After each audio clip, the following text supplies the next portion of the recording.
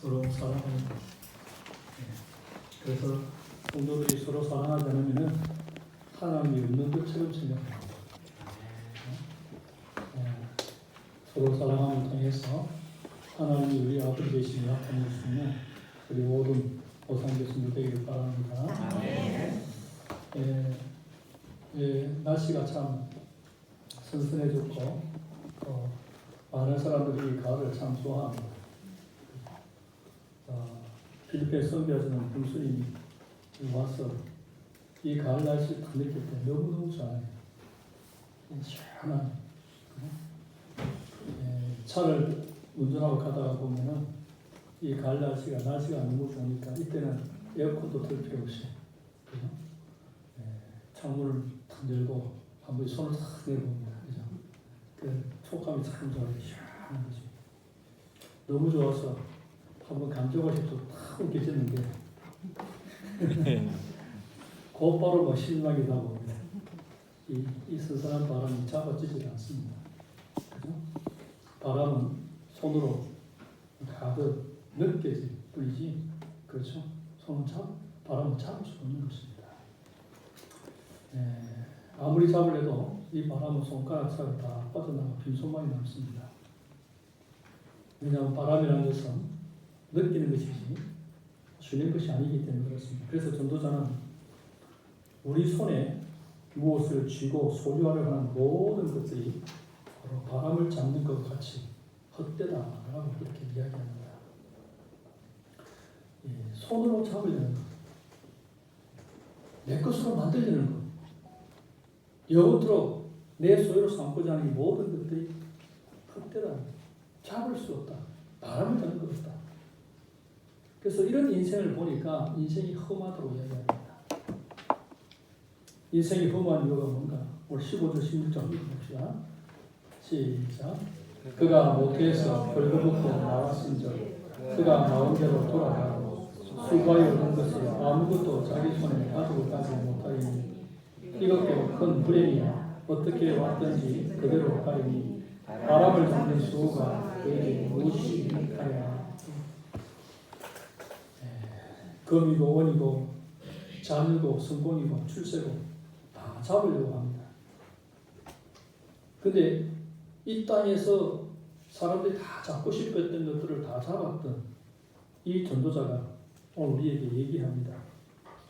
내가 다 잡아보니까 금도 잡아보고 원도 잡아보고 부귀영화도 다 잡아봤지만 결국은 남는 게 없더라.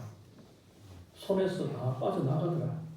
뭔가 대단해서 내 손을 흔들 만큼 이 바람도 손에 쥘 수 있다라고 생각했는데 쥐면은 쥘수록 빈손이더라는 것입니다.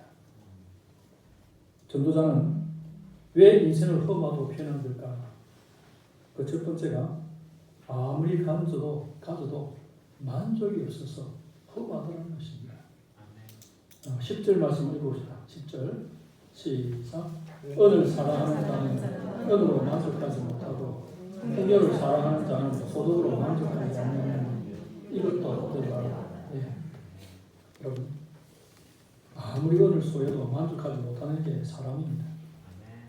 내가 부유해지고 싶어서 부유를 원해서 소득을 늘려도 만족하지 못하기 때문에 결국은 남는 게 없다는 것입니다. 은을 가지면은 자연스럽게 뭘 가지고 싶습니까? 금을 가지고 싶고, 금을 가지면 그 기쁨도 잠시뿐 다이아몬드를 원하는 게 여러분 사람입니다. 계속 더 값어치가 나는 것, 더 희귀한 것, 사람들이 더 좋게 이기는 것들을 가지고 싶어 하죠. 제 아무리 손에 값진 것이 있어 결국에 그것이 무엇이든지 그것이 만족이 없다는 것입니다. 오늘 10절에 보면 후반절에 풍요를 사랑하는 자는 소득으로 만족하지 않으니 이것도 헛되도라고 이야기합니다. 여러분 하루 벌어 하루 먹는 일용주를 일할 때는 뭐가 부럽습니까? 따박따박 시간 되면 날짜 되면 월급이 꼬박꼬박 들어오는 그죠? 월급쟁이가 그렇게 부럽습니다. 그래서 열심히 노력해서 월급쟁이가 되었습니다. 매달 은행에서 날짜만 되면 통장에 탁 꽂히니까 그거 볼 때마다 얼마나 기분이 좋은지 모릅니다. 그런데 풍요를 사랑하는 사람은 그 소득에 대해서 감사하는 것이 오래 하지 않습니다. 짧습니다. 나중에는 이 고정적인 월급에 만족하지 못하고 더 많은 수익을 얻고 싶습니다. 그래서 뭐 사업도 벌이기도 하고 또 더 많은 수입이 생기면 그걸 가지고 투자도 합니다. 그리고 투자한 돈이 큰 돈이 되어지면 그 다음에는 별장도 사고 싶은 거 다 사고, 그죠? 자, 여러분 소득이 풍족하기를 바라는 사람은 그 바람과 욕심이 점점 커져서 현재 소득으로 만족할 수가 없게 됩니다. 모두 손에 바람을 잡는 것처럼 이 만족과 감사가 손가락 사이로 다 빠져나가 버립니다. 내가 이렇게 다 풍요로워지면 만족하고 감사할 줄 알았는데 만족도 안 되고 그것 때문에 감사 안 되는 것입니다. 오히려 이렇게 늘 나는 왜 가진 것이 없을까? 많이 가져놨고 그럽니다. 왜 저 사람은 나보다 더 많이 가지는가? 이런 생각이 들고 감사보다는 못 가진 것 때문에 괴로워하면서 사는 사람이 많습니다. 여러분 자살을 많이 하는 사람들이 자살하는 사람은 어떤 사람이 자살합니까? 허무감을 느끼면 자살합니다. 살 의욕이 없으니까. 살 일을 찾지 못하니까. 심지어는 왕이 되고 왕비가 되어도 만족이 없습니다. 성경에 나오는 왕 중에서 세상의 모든 것을 다 가진 아합 왕과 그의 아내 이세벨, 여러분 잘 알지 않습니까? 왕이 되어서 뭐가 부족하겠습니까? 그런데 나봇의 포도원 그 밥 하나를 못 가지니까 그것 때문에 병이 걸릴 정도입니다. 그게 뭐라고요? 결국 어떻게 합니까? 나봇을 죽이고 포도밭을 뺐습니다. 여러분 이것이 인간의 욕심입니다. 아무리 끝을 향해 달려가도요 그곳에 만족의 바람처럼 없습니다. 안 잡힙니다. 계속 바람처럼 빠져나가 버리는 것을 보고 왕이 이야기합니다. 인간은 도무지 만족을 모르기 때문에 손에서 다 빠져나가는 바람을 잡는 것 같다. 그래서 인생이 허무한 이유가 바로 아무리 가도 만족하지 못하기 때문입니다. 또 왜 인생이 허무하게 됩니까? 두 번째요. 재산이 늘수록 오히려 일과 근심이 많아지기 때문입니다. 오늘 11절과 12절 말씀 읽어봅시다. 시작. 재산이 많아지면 먹는 자들도 많아지나니 그 소유주는 눈으로 보는 것 외에 무엇이 유익하랴. 노동자는 먹는 것이 많든지 적든지 잠을 달게 자느니라. 부자는 그 부양 때문에 자지 못하느니라. 재산이 많아지면 좋을 줄 알았는데 재산이 많아지면 뭐가 많습니까? 식솔도 많아집니다. 남들은 야, 저 회사 직원이 몇 명이야? 하면서 감탄해도 정작 그 소유주는 행복하지 않습니다. 여러분 나라 걱정, 백성 걱정 하다 보면은 왕도 마찬가지입니다. 왕이 되면 좋을 줄 아는데 이것저것 걱정할 게 한두 가지가 아닙니다. 재산이 많아지니까 가지 많은 나무 바람장을 얻듯이 근심이 끊이지 않습니다. 여러분 가게 하나 운영할 때는 그 가게만 신경 쓰면 되는데 잘 돼가 가게가 10개가 되었습니다. 어떻게 하면 이쪽 저쪽에 사고가 터집니다. 직원들이 많아지면 돌발 애들이 정말 또 많아집니다. 그래서 어떨 때는 월급을 주는 사람 사장이 월급을 받아가는 이 사원이 직원이 더 부러울 때가 많습니다. 나는 직원들 월급 주려고 밤잠 못 자며 동서남북 뛰어다니는데 출근하는 직원들은 아침에 출근하면서 야 얼마나 잠을 자겠는지 푹 자고 일어나니까 아침이더라 하면서 옵니다. 사장은 그 돈 맞추려고 밤새도록 여기 뛰다닙니다. 여러분 적다고 불행한 것도 아니고 많이 가졌다고 근심이 있는 것이 아닙니다. 지혜자는 재산이 많아지면 근심도 많아지기 때문에 인생의 소유가 험하다 그렇게 이야기합니다. 그리고 세 번째, 왜 인생이 험한가? 재물이 많아지면 또 하나 늘어나게 있습니다. 적들도 늘어납니다. 자, 13절 말씀 다 같이 봅시다. 시작. 내가 해 아래에서 큰 배달되는 일이 있는 것을 고하나 곧 소유주가 재물을 자기에게 해가 되도록 소유하는 것이다. 가지면 가질수록 더 가지고 싶은 욕심 때문에 자기에게 해로울 정도로 소유하는 경우가 있습니다. 해로울 정도. 왜 그러냐면 그 소유 때문에 자기가 위협을 당합니다. 그 많은 소유가 자기를 더 힘들게 만듭니다. 그래서 지혜자는 과도하게 소유하면 오히려 그 재물이 자기에게 독이 된다. 그렇게 이야기합니다. 지나친 소유가 왜 해가 되는지 아마 의문을 풀 수 있겠지만 소유를 해본 사람들은 그 말이 맞다고 합니다. 여러분 이 인생은 난 안 해봐서 모르겠는데요. 딱 해봐야 아니까 하나님께서 우리에게 지각을 좀 생각해보고 합니다. 오늘 집에 들어갔는데 갑자기 집에 금덩이 200개가 딱 모여있다. 그때 어떻게 할 겁니까? 이 뒷감당이 안 돼요. 어떻게 할까? 그것 때문에 고민이 걱정이 생기기 시작합니다. 갑자기 생각도 많은 돈이 생기면 이게 은행에 넣어야 되나, 어디에 해야 되나, 뭐 해야 되나. 그때부터 생각하는 게 복잡합니다. 편하게 쉬지를 못합니다. 그죠? 여러분 적당히 가질 때는 괜찮은데 필요해서는 가지고 나면 어느 날 문득 내 주변에 전부가 나를 뜯어먹으려고 붙어있는 사람들 뿐이라고 여러분 그게 발견되게 됩니다.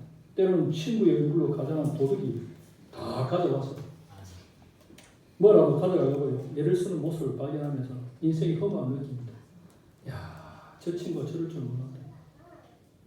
여러분 소유할 수 있는 것보다 더 욕심내면 결국 나중에 다 빠져나가서 가진 것도 없고 사람도 없어지는 그런 상황을 맞이하게 됩니다.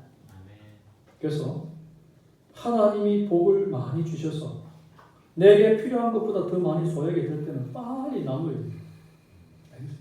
그래야 나쁜 마음을 거슬리는 사람이 없어지고 주변이 진실한 친구들로 가득 차게 되어집니다.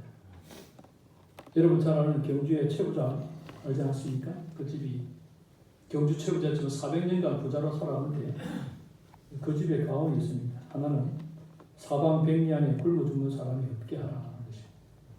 그래서 늘 나눕니다. 그 다음은 만석 이상의 재산을 쌓지 마라. 필 이상의 소유를 쌓아두지 말고 마을 사람들을 구휼하는 데 사용하는 것입니다. 그러니까 400년간 부자가 된 게 아니겠습니까? 여러분 400년간 요즘 같이 태평시대 같은 건 몰라도 옛날에 400년간 이 보통 일이 아닙니다.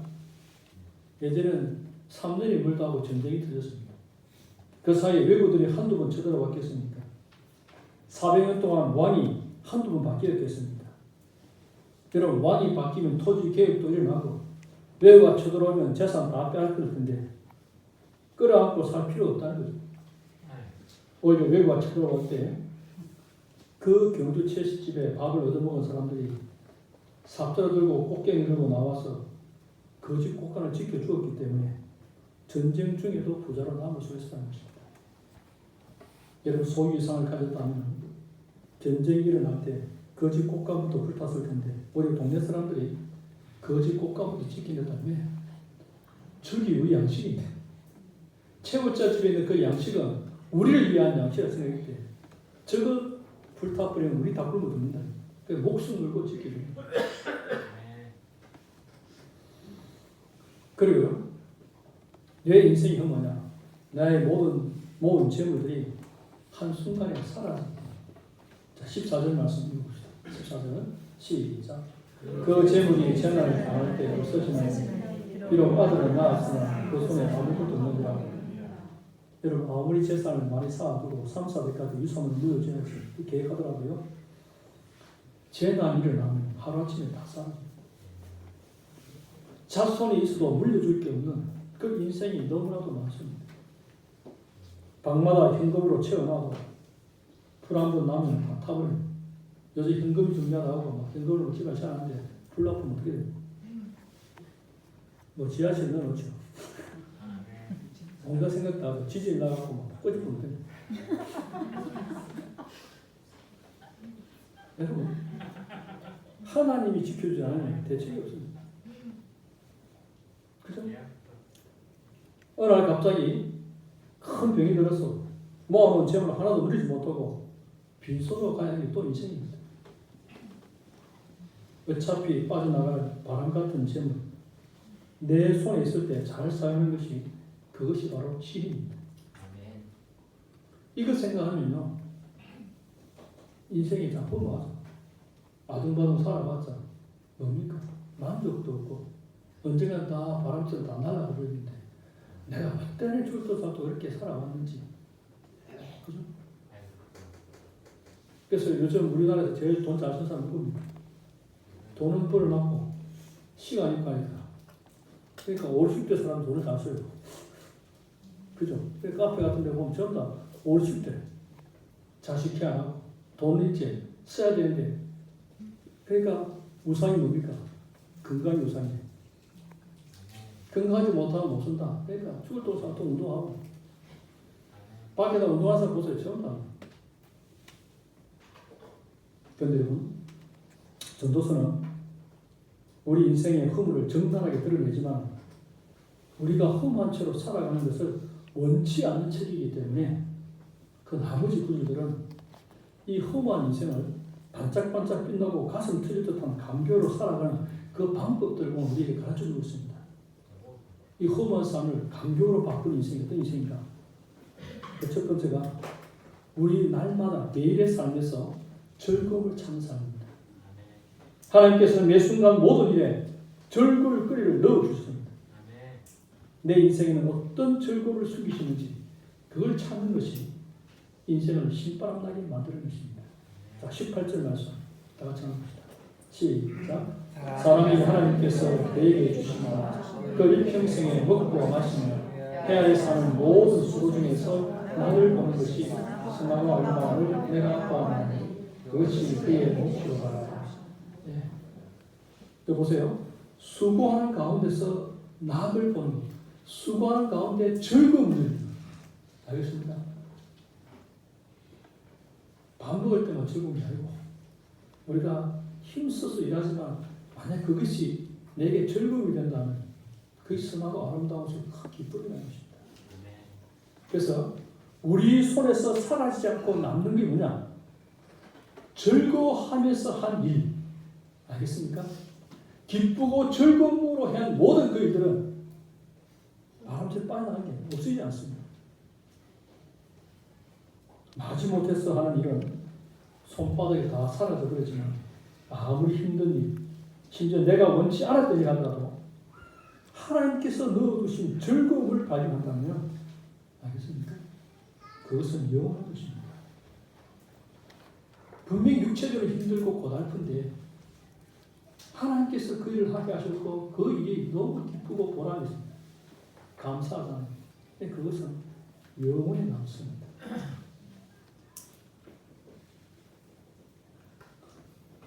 아우슈비츠 감옥에 수용되었던 빅터 프랭클이라는 의사가 있습니다. 그는 수용소에 있는 동안에 연구를 했습니다. 똑같이 수용소에 살아도 어떤 사람은 절망하며 죽어가고 어떤 사람은 끝까지 살아서 수용소에 걸어나가는 사람들이 있다는 것입니다. 그 두 사람들을 비교해서 책을 하나 펴냈습니다. 죽음의 수용소에서라는 그 책을 펴냈는데요. 그 책에 로고 테라피, 즉 의미 치료라는 이론이 거기서 등장하게 됩니다. 그가 관찰해 보니까 의미 없이 사는 사람은 빨리 노쇠하고 작은 병에도 면역이 없어 죽어갔지만은 그 수용소 안에서도 의미를 발견하고 살아야지 생각하면서 얼굴을 펴고 사는 사람들은 오히려 설망하거나 싶어서 안 죽이더라는 것입니다. 어떤 추울 환경 속에서 살아야 할 이유를 발견하고 하나님이 감추어 주신 그 낙을 볼 줄 아는 사람은 결국은 승리하며 살게 된다는 것입니다. 우리의 삶이 웃음밖에 나오지 않는 그런 좋은 때도 있지만 눈물만 나오는 격한 때가 될지라도 그것을 보는 우리의 눈이 달라져야 됩니다. 내가 눈이 바뀌면, 마음이 바뀌면 어떤 환경 속에서 거기서 즐거움을 찾을 수 있다면 그 인생은 여러분 빠져나가는 인생이 아니라 계속 축적되는 인생이 되는 것입니다. 여러분 잘 아는 감독 있잖아요. 세계적인 감독. 스티븐 스필버그. 그 사람이 만든 여러 작품 중에 인디아나 존스 하잖아요. 막 1, 2, 3, 4, 5, 6. 몇 번까지 나오는지 모르겠어요. 그 미국 유명한 감독인 조지 루카스와 스티븐 스필버그가 합작해서 인디아나 존스라는 영화를 만들었습니다. 하루는 인디아나 박사가 지프차에 매달려 땅에 질질 끌려가는 그것을 촬영하는 그런 씬입니다. 그런 가운데 스티븐 스필버그가 조지 루카스에게 향해서 이렇게 말합니다. 이보게 루카스, 이렇게 재밌는 것을 하면서 돈까지 받는다니 믿을 수 있겠나? 그 촬영하기 너무 신나는 거예요. 이렇게 막 신나게 너무 재밌게 하는데 이거 만들어나니까 막 돈이 또 엄청나게 들어오니까 재밌어서 하는데 돈도 되고. 그는 노동으로 일하는 사람이 아니고 노동으로 영화를 만든 사람이 아니고 즐거움으로 영화를 만들었던 사람입니다. 여러분, 전 세계 여성들의 마음을 사로잡는 패션 브랜드 샤넬을 탄생시킨 코코 샤넬도 마찬가지입니다. 우리가 잘 알잖아요. 이 여성은 죽기 전까지 바늘을 손에서 놓지 않은 것으로 알려져 있습니다. 그래서 그의 건강을 염려했던 사람들이 이제 좀 쉬라고. 그러니까 뭐라고 이야기했냐면, 야, 너희들은 내가 일하는 것으로 보이나? 나에게 이게 노는 거야. 나 놀고 있는 거야. 여러분, 즐거움을 하니까 죽을 때까지 거의 즐거운 것입니다. 우리 믿는 사람들은 죽을 때까지 밥하는 것이 즐거워야 됩니다. 그럼 남편이 복을 받는 거예요. 이놈의 밥은 언제까지 해야 되나? 제 인간은 밥도 안 먹고 들어온다.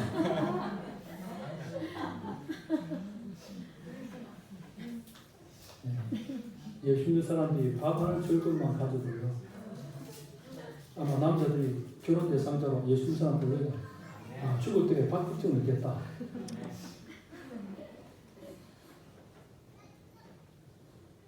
무엇을 해도요, 억지로 하지 않고 즐거움을 하는 사람은 이길 수가 없습니다. 네. 어젠가 배드민턴 다시 우승한 안세영이죠.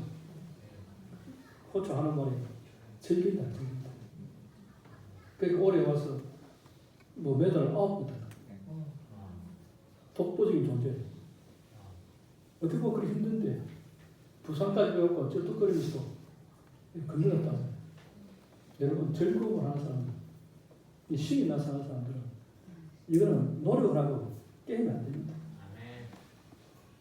노력으로 힘쓰는 사람들은 나중에 자기 목적을 달성하면 안 합니다. 절대로. 지긋지긋해서 자기 자신은 절대로 그런 사람 안 만듭니다. 왜? 내가 너무 고생했기 때문에. 그런데 그래도 즐거운 사람은 자기 자신도 내가 살아보니까 이것보다 즐거운 게 없더라. 제가 우리 교회 아이들 보고 그랬잖아요. 너도 다 목사 됐으면 좋겠다 했잖아요. 왜 이때까지 목사는 너무 힘들고 고통스럽고 막 해서는 안 될 사람 왜 그렇게 교육시켰어요? 저는 살아보니까 목사가 제일 좋아요. 딴 거 잘 못할 거예요. 물론 이런 거 시키도 하긴 하겠죠. 그럼 우리 예수 믿는 사람 같습니다. 날마다 하나님 알아가야 되고, 그죠? 하나님 은혜를 받아야 되잖아요. 이것보다 좋은 게 있어요. 은혜 받고 말씀 전하고 생명사인데 월급도 주고 집도 주고 왜 좋은 게 됐어요? 여러분, 이렇게 좋은 걸 왜 못하는 게 있어요? 정말 귀하고 은혜가 뭔지 모릅니다. 10대 때 예수 믿고 은혜 받고 나니까 제일 먼저 들 생각이 어떻게 하는 게 가장 크게 힘들까? 그때는 무조건 목사였어요. 다른 게 안 보였어요. 그때는. 그게 가장 좋겠다 싶어서 그렇게 선택한 거예요. 그 지나고 보니까 잘했던 것 같아요. 하나님 감사해요. 뭐 제가 잘했어가 아니고 뛰어났어도 아니고 여러분 볼 때도 뭐 부정함도 많고 행편없는 부분도 많이 있을 거예요. 그러나 다른 사람이 어떻게 생각해? 내가 즐거우면 되잖아요. 내가 기쁘면 되잖아요. 내가 감사하면 되잖아요. 그렇죠? 그러면 내 기쁨과 감사가 여러분 영향을 미칩니다. 그래서 일반적으로 저를 만나는 사람들은 제 성처럼 평안함을 느낀대요. 저하고 이야기하면 별로 부담이 없어요. 내가 스트레스 받으면 다른 사람 만나면 그 사람도 스트레스 받을 거예요. 그렇죠? 여러분 가운데 평강이 있으면 여러분 만나는 사람도 평강을 누리게 돼요. 시편 4편 7절에 보면 이런 말씀이 있습니다. 주께서 내 마음에 두신 기쁨은 그들의 곡식과 새 포도주가 풍성할 때보다 더하니다. 여러분, 곡식이 많다고 기뻐지는 것도 아니고 포도주가 풍성할 때 기뻐하는 것도 아닙니다. 주께서 내 마음에 두신 그 기쁨이 우리를 기쁘게 하는 것입니다. 그래서 소출이 없어도 무화과나무 열매가 없어도 기뻐하죠. 주님께서 내 마음에 주신 그 기쁨이 나를 기뻐하게 만드는 것입니다. 없어도 기쁘고 있어도 기쁘고 그래요. 여러분 환경을 보면서 먼저 절망하지 말고 무엇인지 기쁨을 하면 하루하루 우리의 삶이 보석 같은 날들도 이어질 것입니다. 이것이 허물을 감격으로 바꾼 인생입니다. 두 번째는요. 허물을 감격으로 바꾼 인생은 내게 있는 모든 것을 하나님의 선물로 기억하는 것입니다. 자, 19절 말씀 다 같이 봅시다. 시작. 또한 어떤 사람에게든지 하나님이 재물과 부유를 내게 주사 너희 누리게 하시며 제 몫을 받아 수고함으로 즐거워하게 하신 것은 하나님의 선물이라. 네? 보세요. 내가 손에 있는 모든 것들은 다 하나님이 주신 선물이에요. 여러분 내 힘을 한 것 같아도 재물을 얻을 능력조차도 하나님이 주신 선물입니다. 내가 배 아파서 낳은 자녀도요 하나님 주신 선물이고요. 힘들어 번 돈도 하나님 주신 선물입니다. 눈을 뜨면 내 앞에 담겨 있는 오늘 하루도 하나님이 주신 선물입니다. 이걸 알면 여러분 선물 같은 이 날을 얼마나 행복합니까? 선물 받을 때 기분 나쁜 사람 있습니까? 선물로 생각해보세요. 자식을 볼 때 저 왼손 아니고 선물. 어려운 환경에 처할 때 하나님 나를 연장시켜서 선물 이라면 되는데 지긋지긋한 인생이라면 안 되잖아요. 여러분 죽음을 눈앞에 두고 있다니 이효령 교수가 김지수 작가와 가졌던 마지막 인터뷰 일화입니다. 제가 어제도 지난주 한번 설명했지만 그 책에 보면은 김지수 작가가 이효령 교수에게 이런 질문을 던졌습니다. 마지막으로 인생이 뭔지를 한번 말씀해 주십시오. 이런 질문을 던졌습니다. 이효령 교수가 가만히 있다가 이렇게 이야기합니다. 88년의 인생 모든 것이 선물이어서 88년 인생 모두가 선물이었어. 아버지보다 먼저 간 우리 딸 미나도 하나님이 누리라고 주신 선물이었고 돌아보니 그 어느 것 하나 선물 아닌 것이 없어서. 요즘 우리나라도 이 선물 문화가 많이 바뀌었죠. 그러나 옛날에 이 한국에서 공부하던 사람들이 미국 가면 제일 크게 충격받는 문화 중에 하나가 선물 문화였습니다. 선물 받는 문화. 옛날 한국에서는 선물 받으면 어떻게 합니까? 그 자리에서 안 열어봅니다. 서로 민망할 것 같아서 원래 집에 가서 혼자서 열어보고 혼자서 감동하는 거잖아요. 그죠? 근데 미국은 선물을 딱 받고 그 자리에서 바로 뜯어본 일이 미국 문화입니다. 왜냐하면요, 그냥 가지고 가면은 마음이 안 드나 보다 이렇게 생각하기 때문에 선물 받으면 바로 그 자리에서 뜯어보고 리액션을 잘해야 돼요. 리액션. 오 마이 갓. Thank you so much. It's beautiful. 뭐 이렇게 액션을 잘해줘야 됩니다.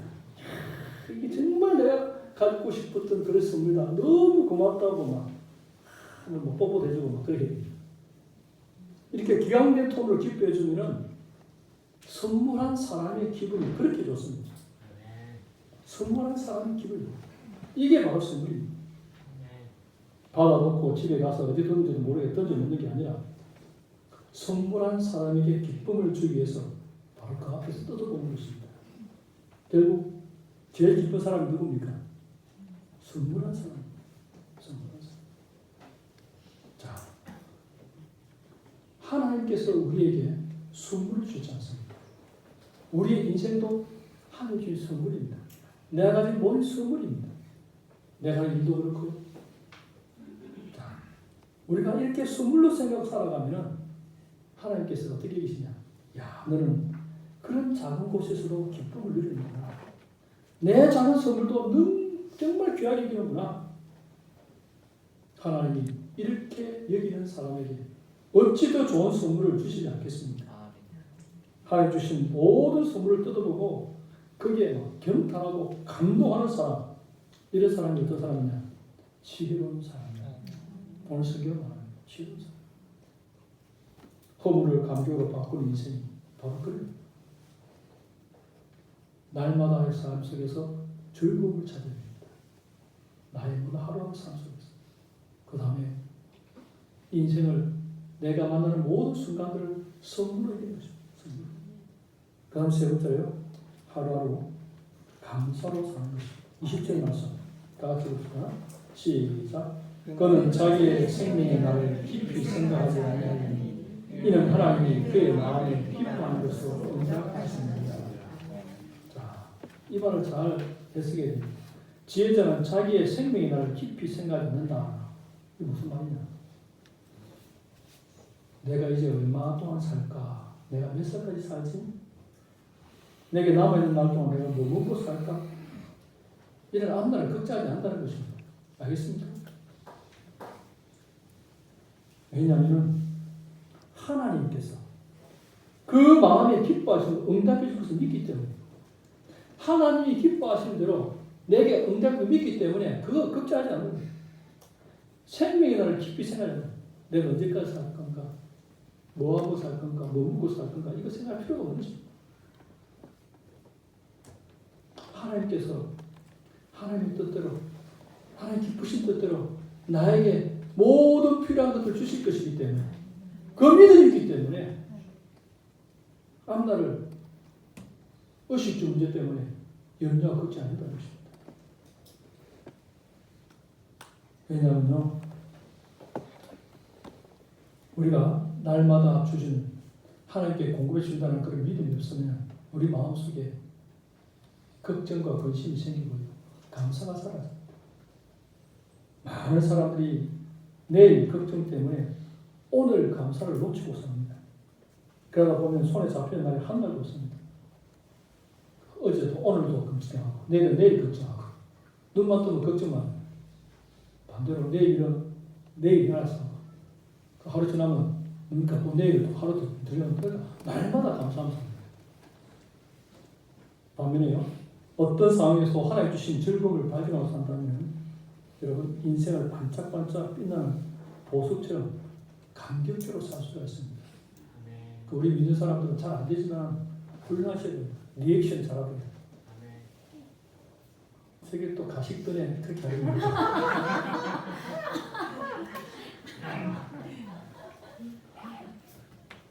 왜냐하면 아는 사람이 볼 때는 이해가 안 되니까 저기 가식처럼 보일 줄 몰라요.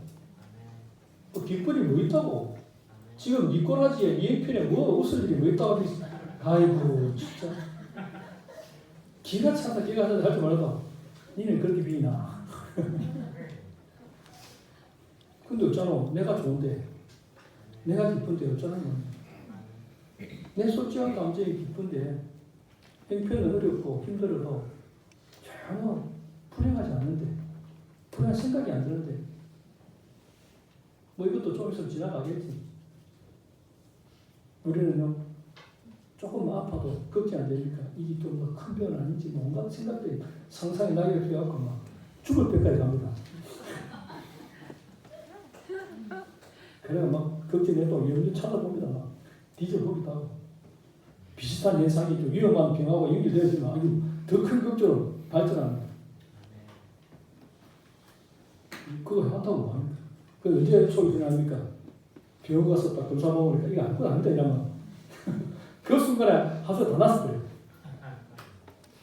그래서 필요 없는 걱정할 필요 없습니다. 아프잖아요. 좀 있으면 낫습니다. 하나님이 알아서 낫게 하십니다. 다 때가 되면 다 낫게 되겠어요. 하나님 기가 막히게 만들어놨잖아요. 자, 말씀을 맺겠습니다. 바람을 잡는 사람들이 인생을 그렇게 잡다 보니까 손에 무엇이 남는가? 그 질문 던집니다. 다 빠져나갈 수밖에 없습니다. 금도 사라지고 은도 사라지만 내 평생 마지막 손에 잡히는 것은 금보다 귀한 우리 예수 그리스도밖에 없습니다. 여러분 천국 문 앞에 딱 섰을 때 뭐 가져갈 겁니까? 예수 믿는 믿음 하나. 내가 너를 천국에 보내줄 이유가 뭔가? 저도 폭발하게 딱 질문 모릅니다. 네 평생 죄짓고 살았는데 너를 천국에 보낼 이유가 뭐냐? 예, 물론 맞습니다. 저도 죄짓고 실수도 많이 했고 사람들 상처를 주고 후회할 일도 많이 있었습니다. 그러나 이런 나 같은 죄를 위해서 예수님이 대신 죽어주셨습니다. 그 보혈의 공로 때문에 내 힘이 아니고요. 예수님이 그렇게 해주시다니까요. 나는 믿을 그 예수님 밖에 없어. 됐다. 여러분 어린 양 예수의 피는요 온 천하를 구원하고 남습니다. 그 피의 가치가요. 그 피의 가치. 그 예수의 피가 나 같은 죄를 위해서 죽으셨다니. 그 믿음 아니에요. 예수님의 그 사랑이 영원하거든요. 그래서 예수님의 조카리 왜 그걸 부릅니까? 예수님의 그 사랑, 예수님의 그 보혈의 능력이 얼마나 큰지 알기 때문에. 말씀 한번 다 정해봅시다. 왜 인생이 험하다 했습니까? 아무리 가져도 만족이 없기 때문에. 만족이 없기 때문에. 이거 빨리 깨달아야 돼요. 예. 여러분, 이것도 해보고 저것도 막 해보잖아요. 할 때는 신납니다. 처음 할 때는. 좀 하다 보면 좀 이렇게 실증이 납니다. 이 땅에 영원히 즐거움이 없습니다. 그러니까 자꾸 바꾸는 거예요. 이것도 해보고 저것도 해보고. 결국 끝에는요, 아무도 안 넘기고 험한. 이러려고 내가 시간을 보냈나 싶은 생각이 듭니다. 아무리 가도 집을 아무리 옮겨 다녀도 몇 년 갑니까? 차를 자꾸 바꿔봐도 다르요. 그러니까 뭘 하도 이 땅에서는 진정한 만족은 없습니다. 그리고 재산이 늘수록 또 근심이 많아지기 때문에 그렇죠? 걱정이 더 많습니다. 또 내가 부자가 되면요 적들도 더 많습니다. 저는 왜 부자가 됐는가? 그래서 뭐 고소하고 고발하고 막 또 막 죽이려고 막 온갖 협작꾼들이 마시기고 돈도 넣으시고 그렇죠? 그리고요 모든 재물들은 언젠가 다 한순간에 날아가 버립니다. 내가 죽든지 재물이 가든지 알겠습니까? 그 인생은 이 땅에서 모든 수고는 결국 헛될 수밖에 없어요. 그렇지만 그 험한 인생 가운데 우리의 삶을 감교로 바꾸는 것이 뭡니까? 날마다의 삶 속에서 즐겁게 사는. 여러분 즐겁게 사세요. 조금 하는 것도 있어요. 밥하기 하더라도 즐겁게 하세요. 이놈의 밥은 언제까지 해야 되나 그렇게 하지 마세요. 이 밥을 먹을 때 상상해보세요. 우리 가족들이 건강해서 또 이 밥을 주신 이 양식을 마음껏 먹을 수 있게 하나님께서 이런 풍성을 주신 것 감사합니다. 하나 생각해보면 감사할 수밖에 없습니다. 작은 것, 내게 있는 모든 것들이 하나님의 선물을 잊지 마십시오. 하나님 허락하셨기 때문에 오늘도 하나님이 허락하셨기 때문에 대한민국에 태어나게 하시고 대한민국에서 이런 자유와 복을 누리게 하셨습니다. 여러분 저 남미국가에 태어나서 어떻게 할 뻔했습니까? 이 북한 땅에 태어나서 어떻게 할 뻔했습니까? 지금 여러분이 누리는 모든 것들은 하나님께서 주신 선물인 것입니다. 재물도, 자녀도, 나의 직장도, 나의 재능도 모든. 그래서요, 그 모든 것 속에서 우리 하루하루 감사로 살아가시기 바랍니다. 생명의 주인 되신 그 주님 생각이 살아갈 때 우리의 삶이, 하루의 삶이 여러분 정말 신바람 나는, 신바람 누가 잘 말했으면 황수관 박사가 제일 많이 썼어요. 신바람 건강법. 우리 믿는 사람들이 신바람 나요. 그래서 이걸 좀 표현이 좀 그렇다 하시면 예수바람 나요. 우리의 삶이, 그러니까 우리 믿는 사람들이 가장 중요한 신앙적인 특징이 뭐냐면요, 여러분 감사와 기쁨입니다. 우리 기독교들은 감사, 기쁨, 그 하나 두 번째는 자유. 그렇게 하시면 안 돼요. 우리 가장 큰 축복입니다. 이 축복 누리며 살아가시기 바랍니다. 아버지 하나님 감사합니다. 인생이 얼마나 험한 인생이겠어요. 모든 것들을 경험했던 전도자인 솔로몬, 결국은 바람을 잡는 것 같은 수고입니다. 결국 내 인생의 진정한 만족과 기쁨 되신 주 예수를 만나지 못한 그 삶을 험할 수밖에 없고, 그리고 결국은 멸망할 수밖에 없다는 사실을 우리가 성경을 통해서 분명히 알지인데, 이런 것들 인생의 삶을 살아가는 자가 되지 않게 하시고, 날마다 우리의 삶이 기쁨과 감격이 넘치는 성령의 충만한 삶을 살아갈 수 있는 우리 그리스도인들, 우리 성도가 다 될 수 있도록 은혜를 더하여 주옵소서. 내 생명 있는 동안에 주님 영광을 위해서 우리 주신 사명 감당하면서 하루하루 기쁘고 감사하며 모든 것을 소중하게 여기며 주 안에서 참된 행복을 누리며 살아가는 우리 오산수도 다 될 수 있도록 주께서 은혜를 더하여 주옵소서. 예수님의 이름으로 기도하옵나이다. 아멘. 찬송가 542